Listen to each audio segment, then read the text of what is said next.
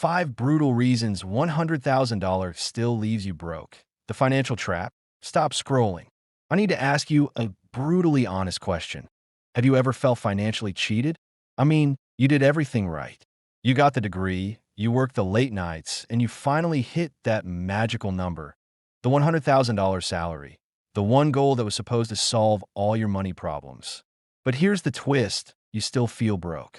You're still sweating when your car makes a weird noise, and you're still counting the days until your next paycheck. If that sounds painfully familiar, you are officially part of the biggest financial paradox in America. Welcome back to the Money Matrix channel. Today, we are ripping the lid off the illusion of the six-figure salary. We are exposing the 5 structural reasons, from the taxman's shock to the silent wealth killer called lifestyle creep.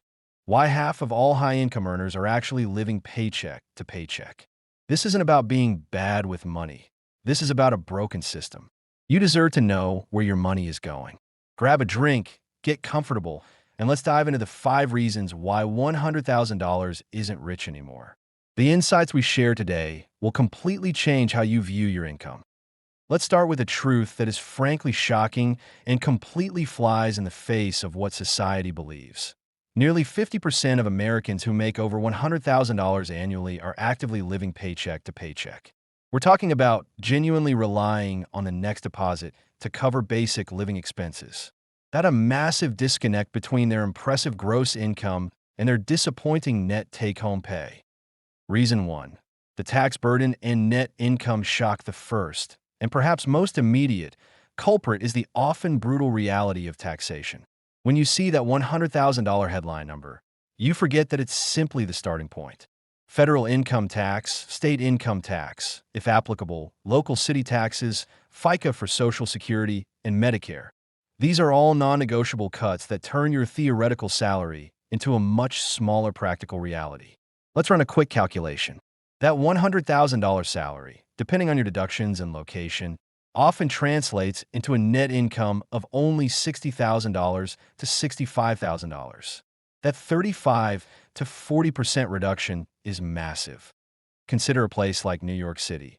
A $100,000 salary can feel like it has the purchasing power of only $30,000 after accounting for the hyper-high local cost of living and all the required tax withholdings. The monthly take-home for a single filer in NYC might be roughly $6,000. This is the central psychological shock.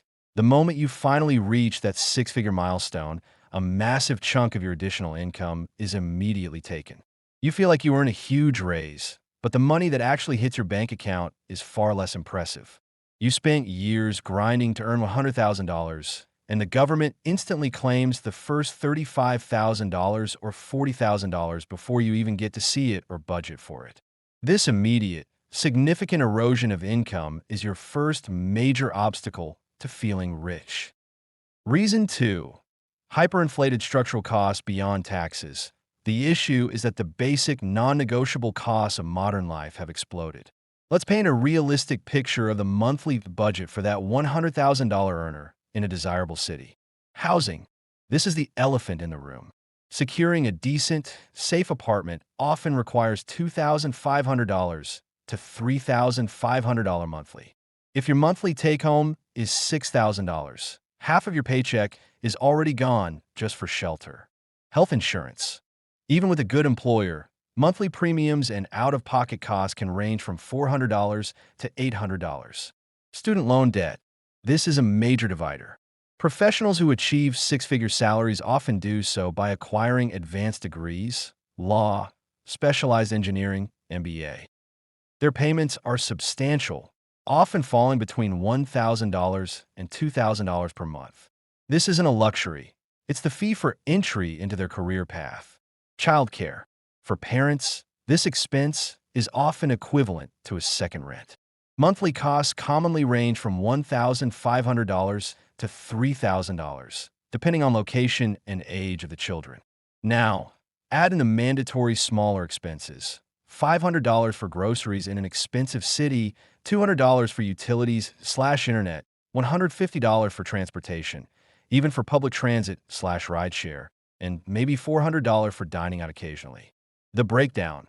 When we sum up these realistic numbers, the total monthly expenses easily jump to $6,500 to $7,800.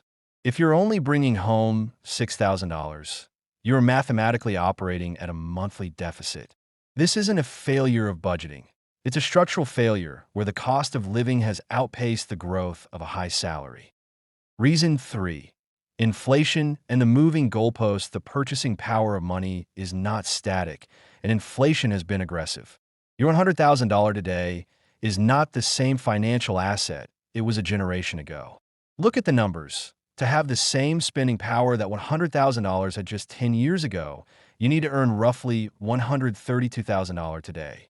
If we go back 20 years, $100,000 was equivalent to earning about $175,000 in today's money. This psychological erosion is devastating. You hit the goal you set years ago, but the goalpost has silently been moved much farther away. You achieved the impossible number, yet the purchasing security it offers is dramatically less than what it once represented. Salaries, particularly for white-collar professionals, have struggled to keep pace with the hyperinflation in non-discretionary sectors like housing, healthcare, and education. You're running faster on the treadmill, but the ground underneath you is moving backward. ASIN 4. Lifestyle creep. The silent wealth killer. The most insidious threat to the high earner is what we call lifestyle creep. The phenomenon where your spending naturally escalates to match your income. When that pay raise comes through, we rationalize the upgrades. The used Honda is replaced with a leased luxury car, a $500 to $800 monthly payment. The weekend road trips turn into international vacations, and eating out shifts from casual to high-end restaurants several times a week. Individually, these decisions seem earned and deserved, but collectively, they become crippling. The problem of stickiness. Once established, a higher standard of living becomes incredibly difficult to reverse. The $3,000 rent payment becomes your baseline. When the next raise comes, instead of investing the extra $500 monthly, you simply upgrade to the $4,000 apartment. The new money disappears into an ever-escalating cost structure. The biological imperative. This isn't a character flaw, it's human nature. We are driven by social comparison. When you're promoted, your peer group changes. You start comparing yourself to people making $200,000, $500,000, or even $1 million. Social media intensifies this to an unbearable degree, putting the highlight reels of the globally wealthy directly into your feed. The pressure to display wealth through luxury items, designer clothes, and exotic experiences is relentless. You end up erasing your financial advantage simply by trying to keep up with a status level that you haven't truly achieved. Reason 5. The unreachable home. Reason 5. The unreachable homeownership ladder. Housing is arguably the single biggest psychological roadblock. Homeownership used to be the definitive sign of having made it. Historically, a home was supposed to cost around 3 times your annual income. Today, the median home price in the U.S. is over $415,000, which is approximately 5 times the median household income.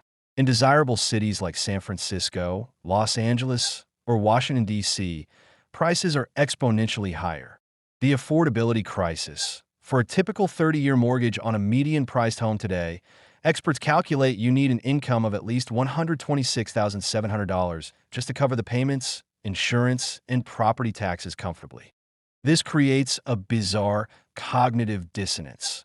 High earners are making $100,000, a salary that would have guaranteed homeownership a generation ago, yet they are trapped in a perpetual state of renting. The dream of acquiring an asset and building generational equity is slipping further away. Housing costs are consuming up to 45% of median household income, making the traditional financial advice of spending 28 to 36% on housing completely obsolete. Conclusion. The solution is psychological, not just financial. The core reality is this. $100,000 is not rich in the modern context.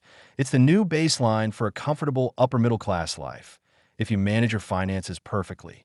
Rich people do not stress about basic expenses, and if you're making 6 figures and still stressing about a car repair, you are not truly wealthy. The paradox is that the mathematical potential for serious wealth exists, but only if you adhere to strict discipline. Invest consistently, live significantly below your means, and resist lifestyle creep. But here is the ultimate takeaway. If you do not address the psychological games, the comparison to others, the feeling that you deserve every upgrade, no income figure will ever be enough. Not $100,000, not $200,000, not $500,000. The people who feel rich are the ones who understand this distinction. They feel rich because they are rich relative to their spending, not their income. They prioritize savings, manage debt strategically, and refuse to participate in the social comparison treadmill. That awareness and those choices are what finally transform financial anxiety into genuine security. Ultimately, the tragedy isn't that you're earning $100,000. The tragedy is that you earn the milestone and you're still not winning the game. The goal is not just to hit a high number. The goal is to build genuine financial security that can withstand inflation, taxes, and the pressure to impress. The key is shifting your mindset from being income rich to being spending rich. If this Money Matrix video finally helped you understand why your hard work wasn't paying off and you're ready to take control of your money psychology and start building real wealth, then don't leave without doing two things. Hit the like button and share this with anyone who needs to hear this truth. And most importantly, smash that subscribe button. We dive deep into money psychology, investment strategies, and how to outsmart the system every week so you never have to feel broke again. Thank you for watching. We'll see you next time here on Money Matrix.